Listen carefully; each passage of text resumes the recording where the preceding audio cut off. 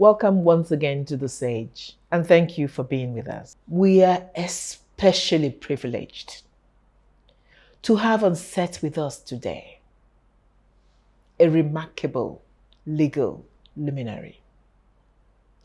What we will do in the various episodes on the sectors we treat are do our very best to bring before you great sages who will talk on the issue, sages of integrity, people who have quietly hidden treasures, lived their lives, trying to live to the very best of their ideals, which is often their profession, their passion, and the reason they see themselves on this earth.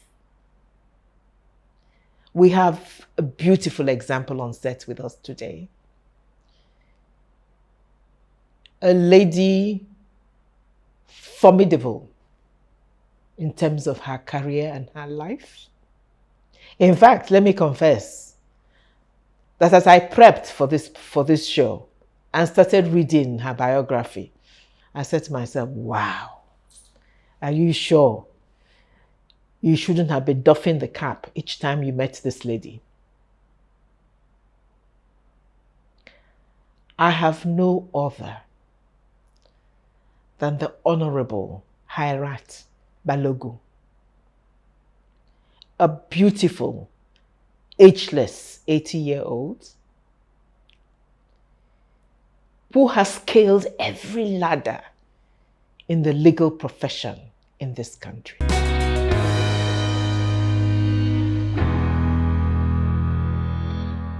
You have achieved so much as we read your bio, in so many bodies, served in so many bodies. What do you think led to that? Well, it's the same interest that sustains you. Like everybody who's called to the bar in Nigeria, they automatically become a member of the bar association from that day. So it's free for you to go to the meetings. You go to the meetings, they talk about what they want the association to achieve and so on and so forth. And then I used to go to the meetings, Lagos branch. And when we finish the meetings, one elderly man who is maybe secretary or treasurer, I moved to him and said, excuse me, sir, let me take your file. So where are you taking my file to? I said, I'm going to see you to your car. So my interest started growing that, yes, this is my association. Nobody can send me from here except I'm very, very naughty. And that I'm quite happy to serve my colleagues, even to carry the man's file. I will learn. I'm closer to somebody. One day I instituted 2 groups, gender issues and ethics. And it's part of the sections of IBA till today.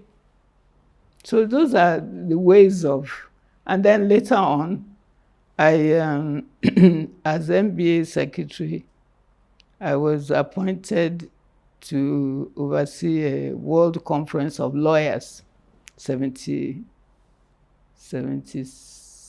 I think. It was before I became secretary. I can't remember. Anyway, that conference was so successful. We brought the Secretary General and nearly all the chief justices of the Commonwealth countries that have the same system of law with us. CJ of England, everybody, so many. East Africa. So there, I guess my name is going on the records. So by the time it became Lockerbie, he was an African, or they were African defendants from Libya.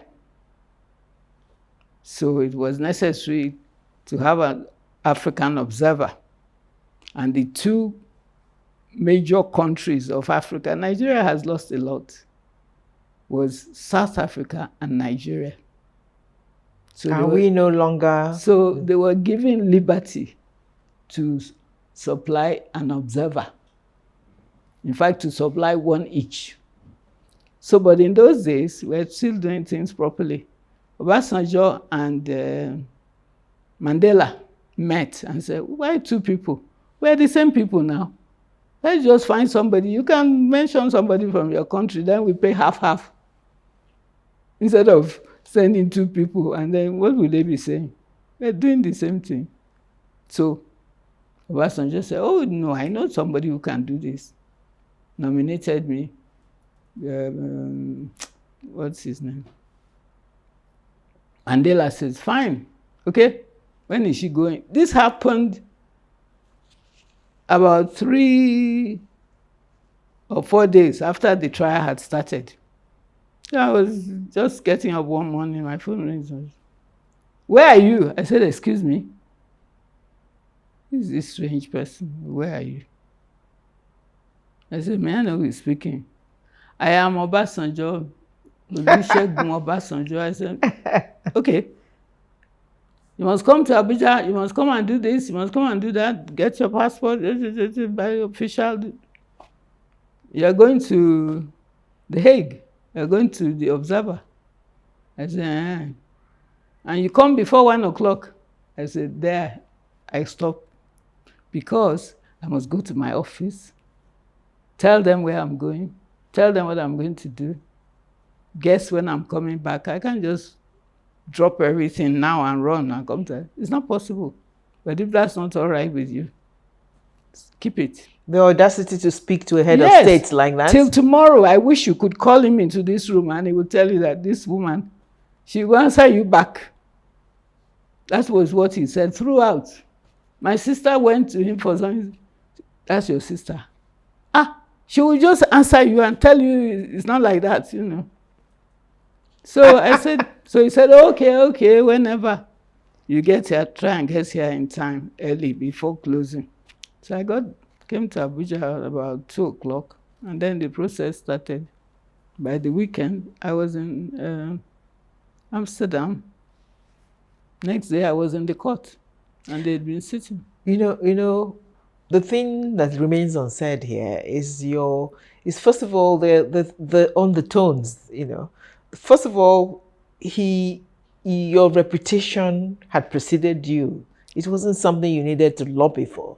It was evidence from others of your integrity and so on, your firmness. But it was also that innate ability to be flexible. Yes. When you felt you were doing something that called for your own special talents. We'll take a break. And when we come back, Honorable Hairat will tell us a bit more.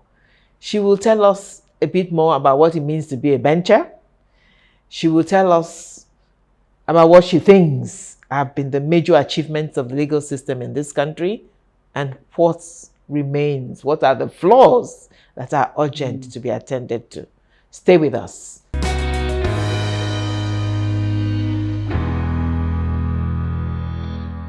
Welcome back to The Sage, and thank you for having been with us. It's been a wonderful, wonderful ride.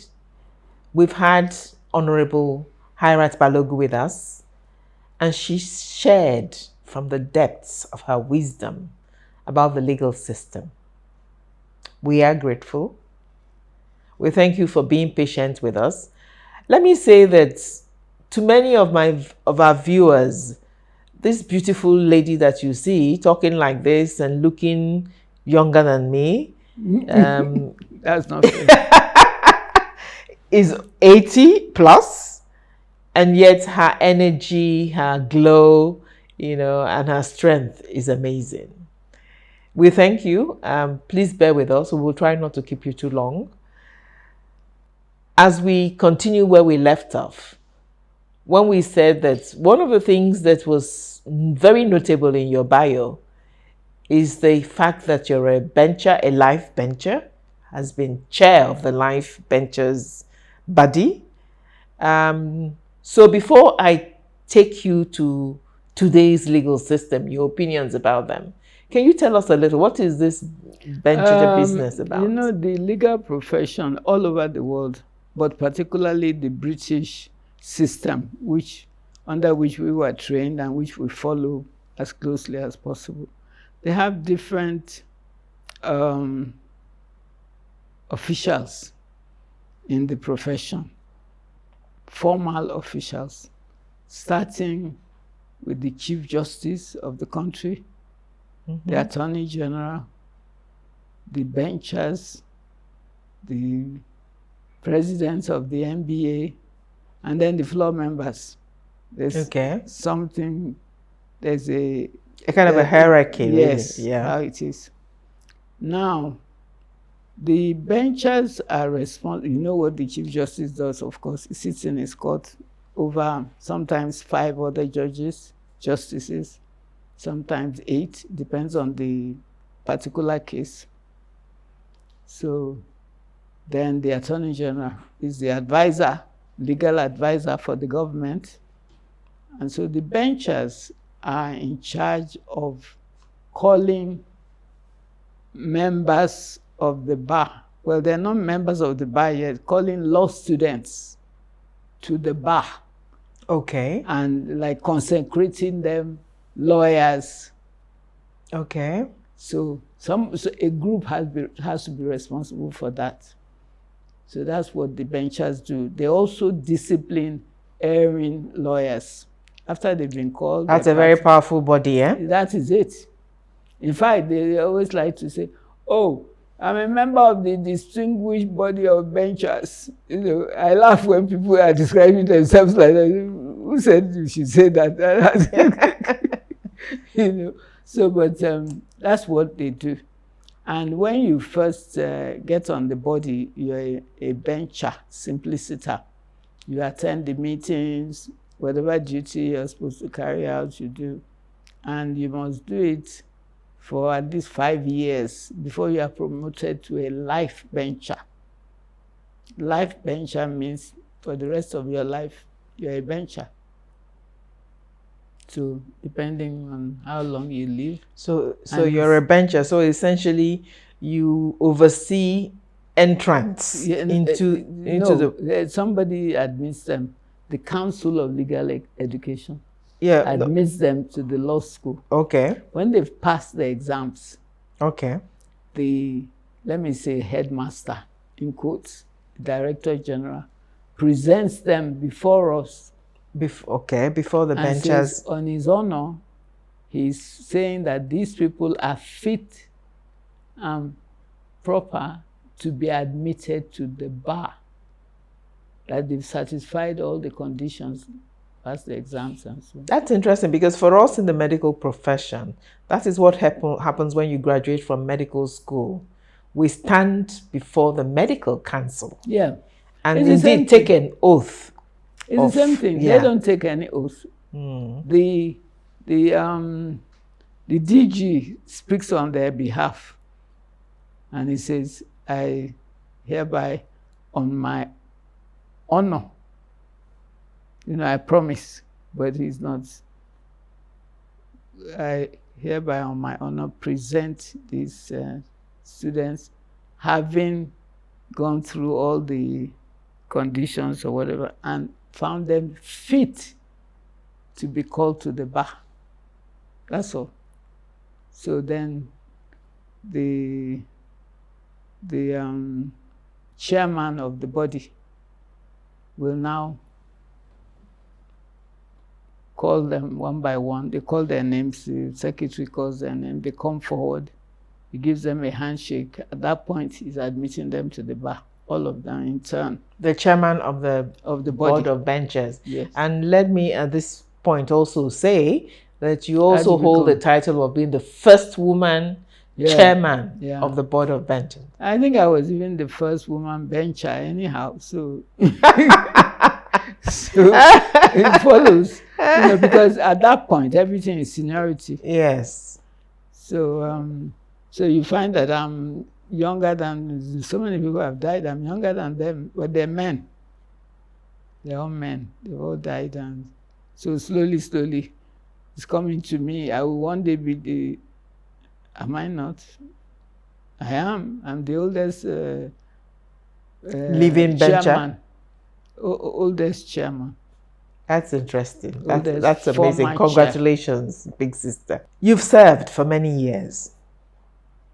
You're one of the most senior lawyers in the country.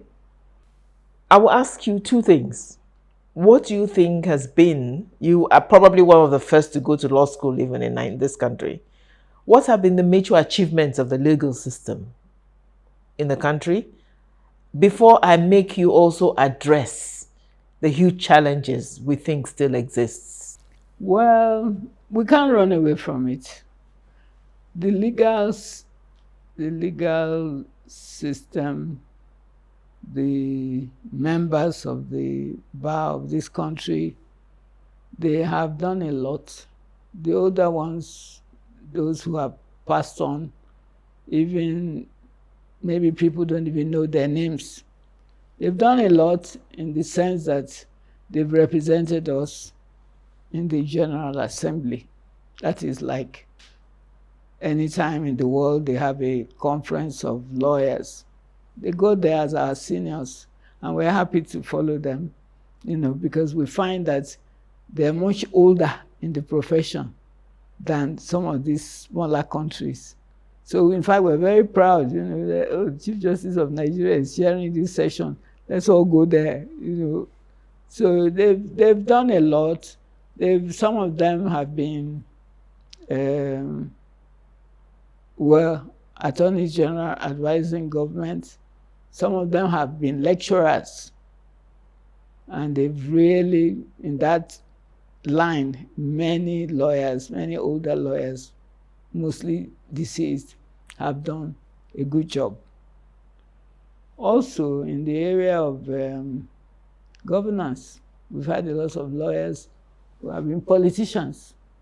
Awolowo, Akintola, Mbu,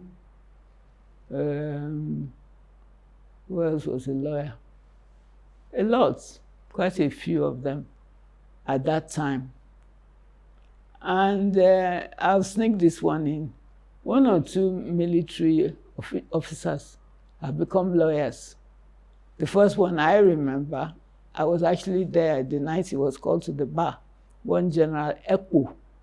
Ekpo, yes, we've heard of him. So they've paid their dues to government.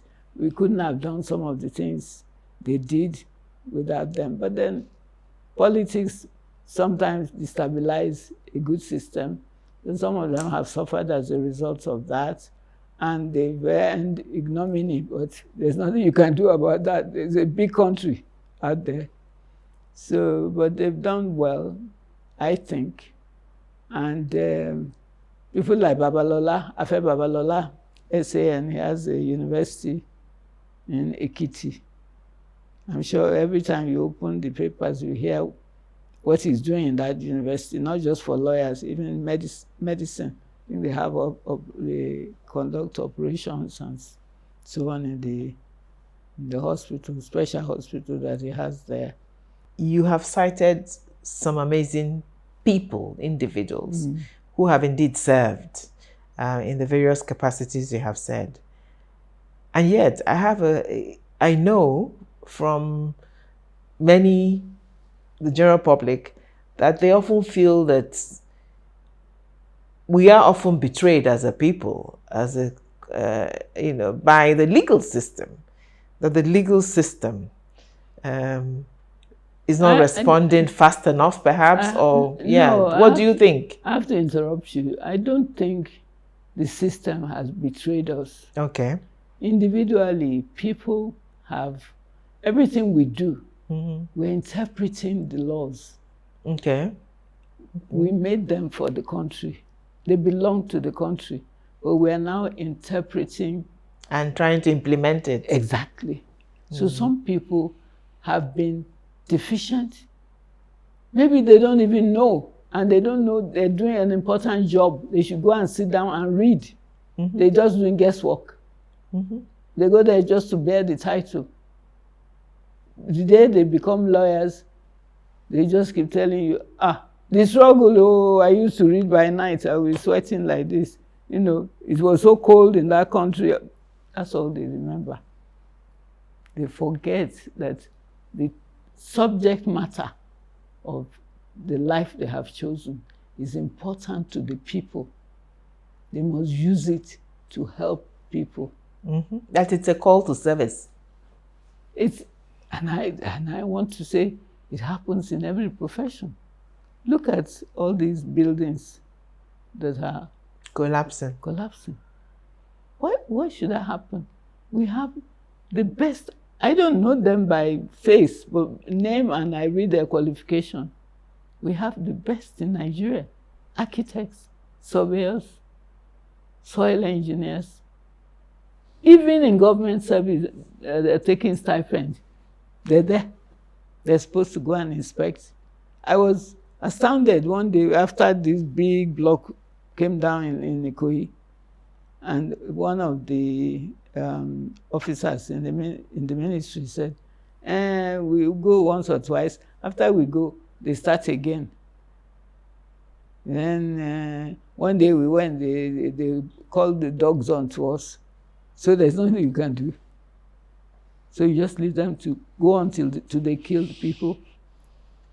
For me, one death is one too many. Why should you kill people when it can be avoided?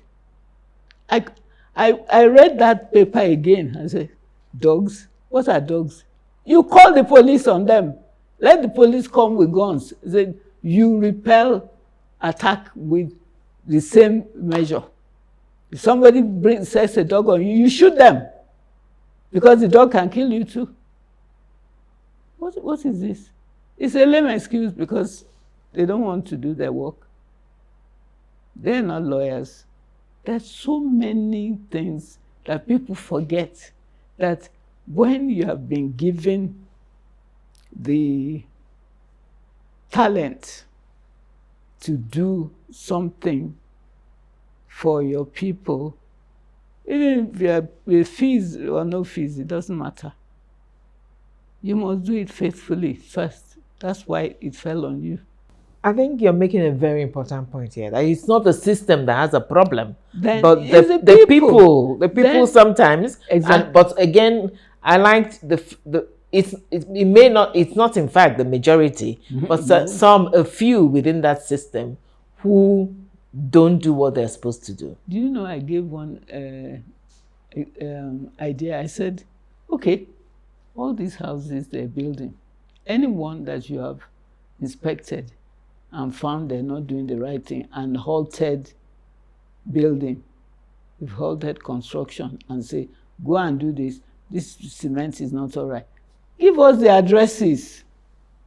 Address it, advertise it in the papers that the following properties have been found wanting. They've been sealed.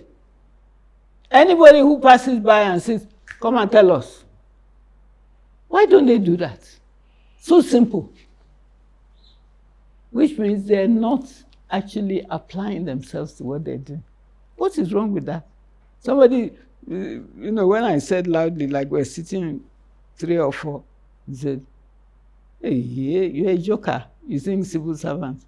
Maybe they give them money that's why they turn a blind eye when they start work again. And not because of dogs. So I gave up. Me who is saying put adverts. They say they don't know the people have opened up again and doing the work. They need you to come and tell them. So that's what yeah. it is.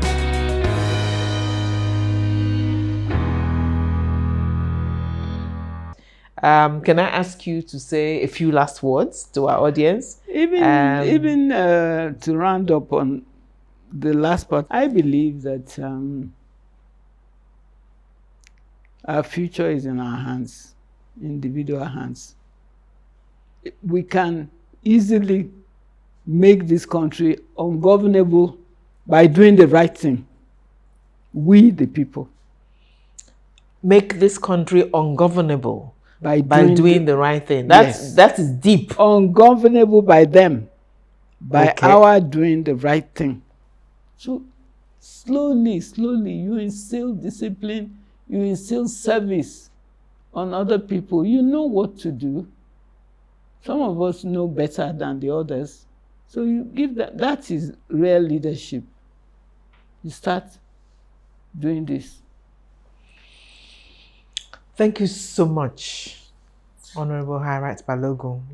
I think these are profound words to end this amazing interview with you, because what you're really telling us is that creating that change that we need begins with positive local action. With you. That's with We you. do not wait. We find ways in groups of us within the particular place we find ourselves, that's our it. communities, in providing that service by community effort for ourselves. Yes. And someday our leaders will be so ashamed, they will step up and try and do their job. But that we cannot keep saying it forever that it isn't dead, nothing works, or giving up. We start today to create a change. Your life is in your hands. Yes. The reality you want to live, you must begin today to create. So when we together begin to take responsibility and do things, even if it's at the local level, it will eventually collectively magnify into the total reality and national reality that we want. Thank you so much for having been with us. Thank you, wonderful viewers, for having been with us. And see you next time. Thank you for having me. It's been a great privilege. No, the privilege is all ours. Thank you so much. Thank you indeed. Thank you.